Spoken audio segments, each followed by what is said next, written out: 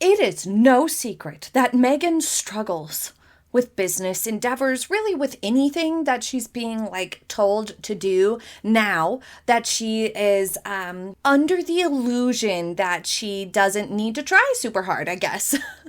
Ever since she got engaged to Prince Harry, it would seem she has taken on a sort of know-it-all, difficult, unwilling to listen to instruction, advice, or guidance in any capacity, and an unreasonable sort of distorted view or position that she is right no matter what, because we've seen her fail at every turn, and this As Ever launch is no different. It has been plagued with issues and problems. What this time last year was called American Riviera Orchard Montecito is now called As Ever with a lowercase e. Nonsense. And the launch, even, despite all the problems beforehand, she finally was like, we're getting it together. You're going to be able to get these products. Still, there's problems. Still. Once it went for sale on her website, there's still more problems happening. And all of this could be avoided if she would just hire somebody who knew what they were doing, or just listen to the people who know what they're doing, and not assume that she can just willy-nilly do these sorts of things, because it's not working out. And what ends up happening in the business realm is that it makes you look like you're not a good business person and you don't know what you're doing. Therefore, people aren't going to want to work with you or promote you in the business world as a collaborator. It's the fact that association still matters. So let's see what happened this time. Fans, or rather, people who she asked to buy out products, including herself, probably bought out some of her own products. I mean, we saw just how many of her books, the bench she had. She was using them to stack her laptop up with, for goodness sakes. So it would be no surprise that she ordered as many jars of everything as she possibly could.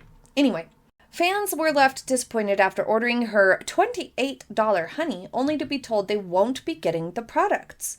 The first drop, which as we discussed in a previous video, was probably a micro drop, meaning they ordered the smallest number possible to be produced. When you're producing a product, whether it be food or cosmetics or otherwise, usually there's a minimum. You have to make an order at least this amount, or else it's not really cost effective for the production plant or factory to bother with. So there's a minimum usually.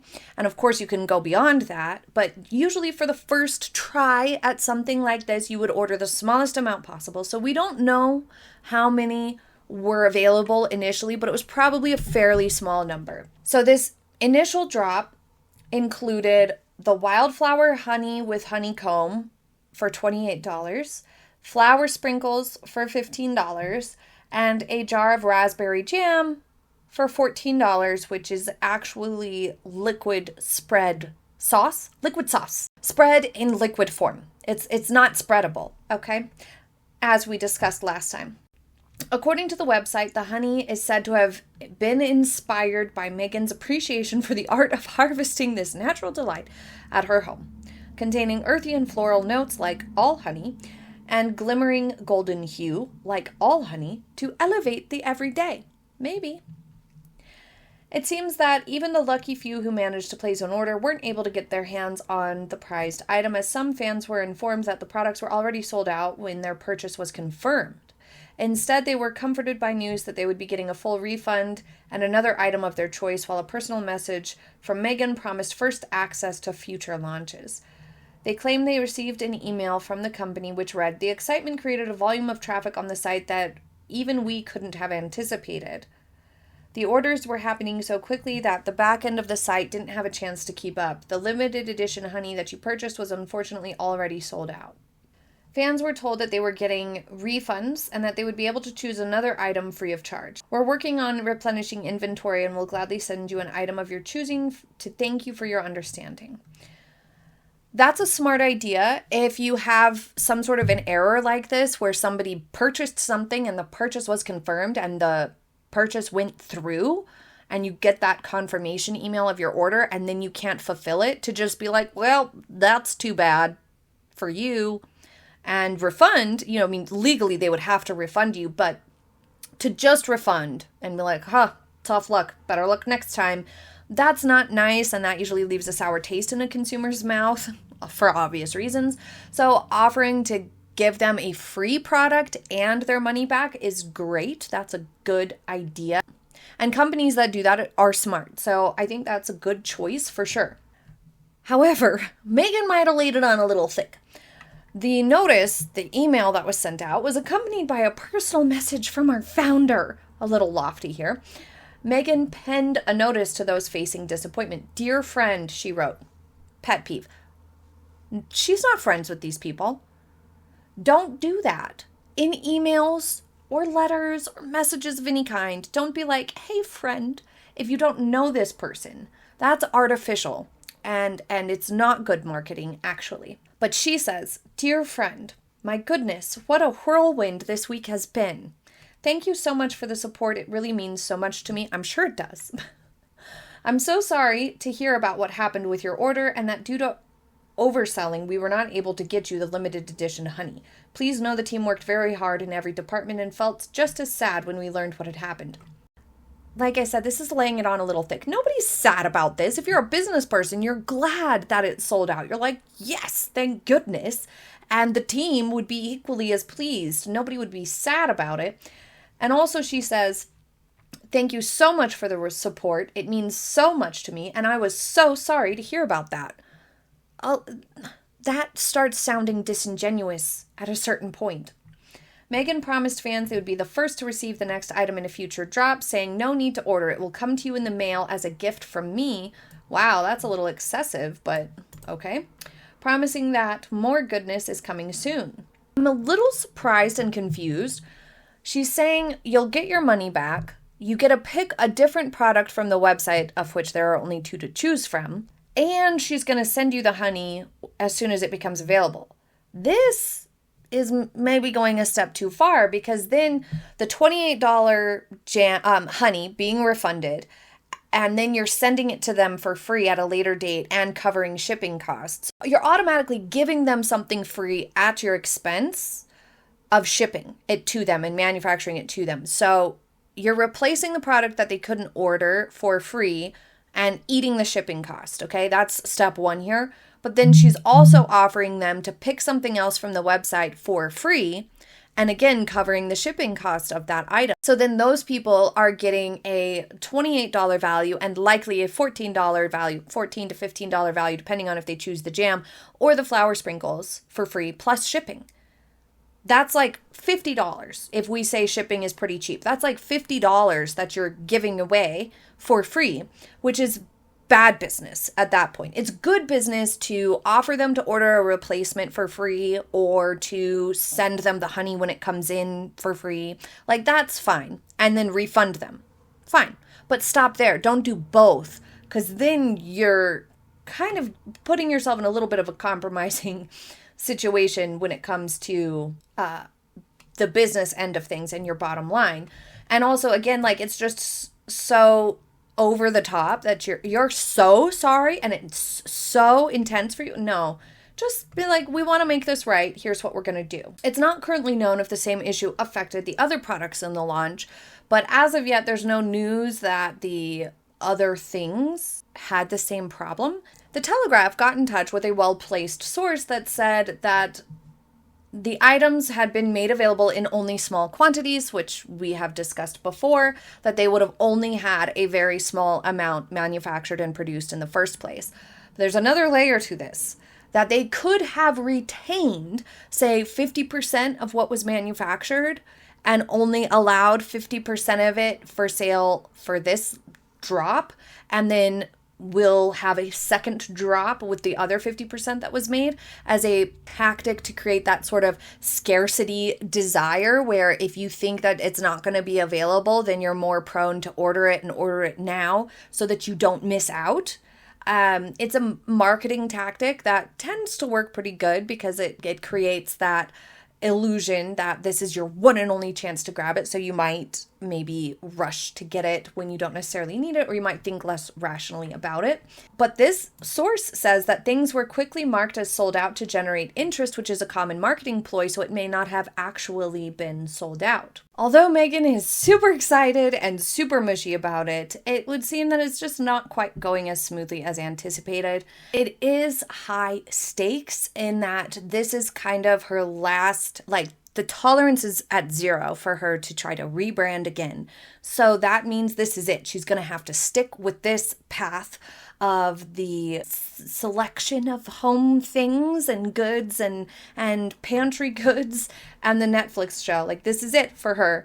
And this being her first launch of products, it's normal to have a little bit of bump in the road, but I think she used up a lot of that rope with the whole branding disaster, and she still hasn't gotten her trademarks together and her applications together for as ever either. So it's a little surprising that she's proceeding to sell things when she still hasn't signed the papers and filed her trademarks properly.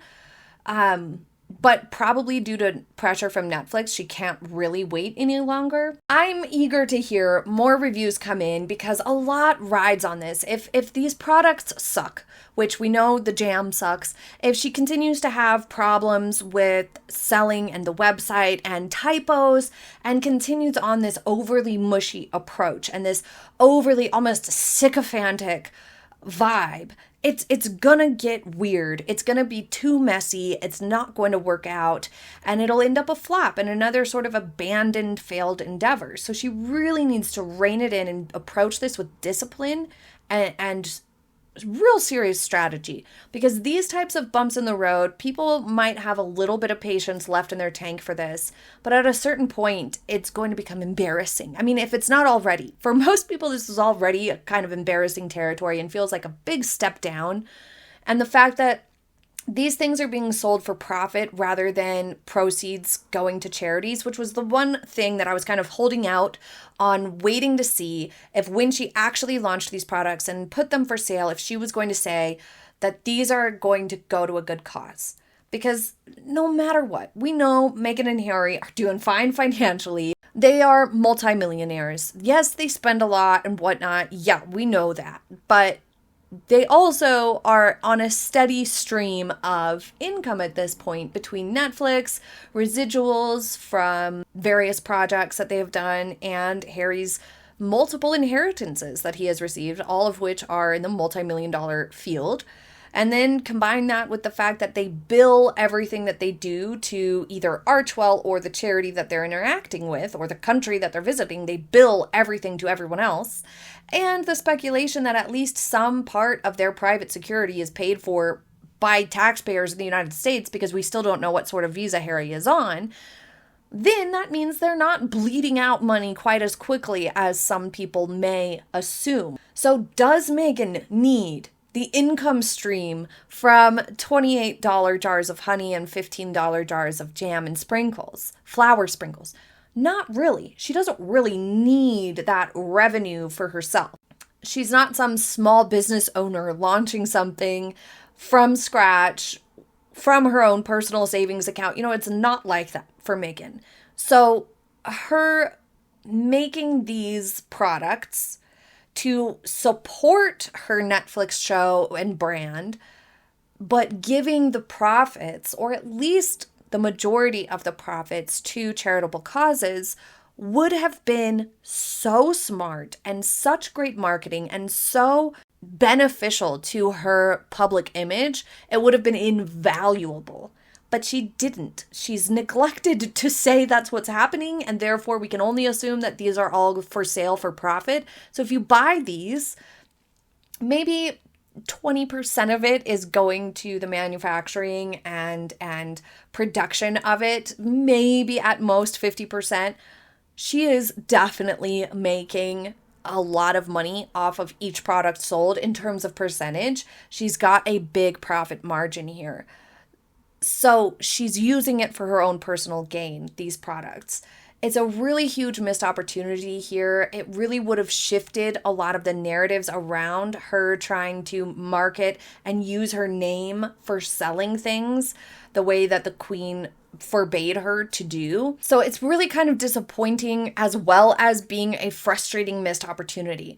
The dynamic would be completely different and the criticisms would be muted had she said, 100% of profits go to this charity and that charity, or just this one charity. And it would have needed to be something not connected to Archewell and something that actually does give all of the money to the charitable, cause. Like, for example, Children's Hospital LA. She went to the gala. She could have done that. Or she could have done all kinds of different things, Mina's List is something we know she's involved in. There's Scotty's Little Soldiers that Harry's involved in. They could have done anything like that and just had the product arm of her new endeavors, the product arm, be not-for-profit situation. Like the costs of production and manufacturing and stuff like that get taken out. But then Meghan isn't making any money off of it. That would have been the only way forward and would have been a brilliant move from a marketing perspective. It would have been a great positive to her PR, especially if done kind of quietly just on the website. And then after the fact, people would be like, oh my gosh, she's giving all the profits to charity? That's amazing. Yes, I'll buy this jam. Yes, I'll buy this honey. Yes, I will do this and that. And all the critics who weren't interested in buying the products would have had a little bit less wiggle room. She would have been able to position herself in a better space with this endeavor, that she's not looking like she's just using her title to make money and that she's kind of selfishly peddling subpar goods to the public and ripping them off, basically, because that is not raspberry spread. That is sauce of some kind. Anyway, I'm eager to hear more reviews about how these things actually taste and the quality of the products. We know there's a lot of excessive packaging. We know there's a lot of problems here, but I'm just frustrated and disappointed that she made this a for-profit endeavor when she could have seriously saved herself so much criticism and shifted some tides and really changed the way people view her and the way they view this endeavor. Because she's already making money off the Netflix show. She can make money off of other products. Maybe if she does like a cookbook or something nonsensical like that nobody wants to read or buy. She could have had those things be for profit. But to have the products themselves be for profit too was just the wrong move. How disappointing. One other thing I'm kind of curious about with this jam that I haven't been able to see yet is the nutritional content. Like, I'm just kind of curious how much sugar content is involved in it, but you guys let me know if you find it and I will look into it because I'm quite curious what the back label of this says. Anyway, thank you for joining me for today's sort of random video. I hope you enjoyed it and I will see you next time. Have a happy day, everybody. Bye.